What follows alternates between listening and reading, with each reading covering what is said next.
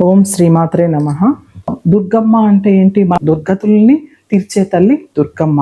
మనలో ఉన్న lower emotions అంటే లోవర్ థాట్ ఆఫ్ వైబ్రేషన్స్ అన్నిటినీ రూపుమాపేసి మన చైతన్యము, మన కాన్షియస్నెస్ హై లెవెల్కి వెళ్ళడానికి మనకి సహాయపడుతుంది శక్తి.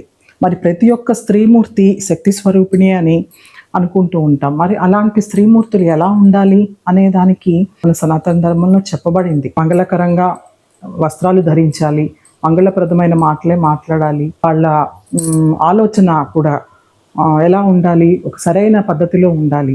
మరి మనం ఇక్కడ లలితా సహస్రనామాలు చదువుతాము, అమ్మవారిని స్తుతిస్తాము నామాలతో. అంతా అయిపోయిన తర్వాత నేను చాలా చోట్ల చూశాను, లలితా సహస్రనామాలు అయిపోగానే హడావుడిగా మాట్లాడేసుకుంటూ ఉంటారు. అప్పుడు దాకా అమ్మని నామాలతో కీర్తిస్తాము. కళ్ళు మూసుకొని కాసేపు ఆ ఎనర్జీని, ఎంతో ఎనర్జీ ఉంటుంది అక్కడ, ఎంతోమంది సామూహికంగా లలిత సహస్రనామం చదువుతూ ఉన్నప్పుడు.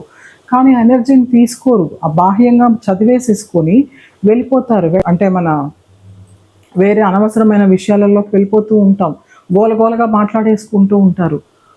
అక్కడ మనము విశేషంగా మనం ఇక్కడ నవరాత్రుల్లో పాటించాల్సింది సైలెన్స్ అండి. ముఖ్యంగా ఎంత మౌనంలో ఉంటామో అంత అంతరంగంగా లోపలికి వెళ్ళగలుగుతాము.